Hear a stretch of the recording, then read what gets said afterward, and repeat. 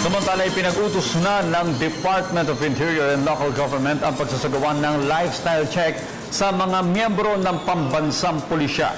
Ayon kay DILG Secretary Mike Sueno, bahagi ito ng paglilinis sa hanay ng pulisya na layuning matukoy at alisin sa pwesto ang mga pulis o opisyal na mga pulis na sangkot sa iligal na gawain.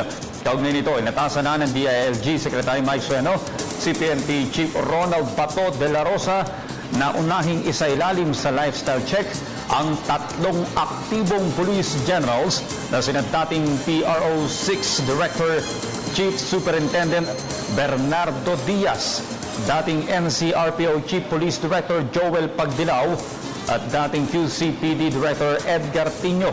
Samantala, sinimulan na ng National Police Commission ang investigasyon sa naturang mga general. Bukod kina Diaz, Pagdilaw at Tino, kabilang din sa mga pinangalanan ni Pangulong Rodrigo Duterte bilang mga protektor ng mga sindikato ng droga sa bansa, ang mga retiradong police general na sina Marcelo Garbo at daan bantayan Cebu Mayor Vicente Loot.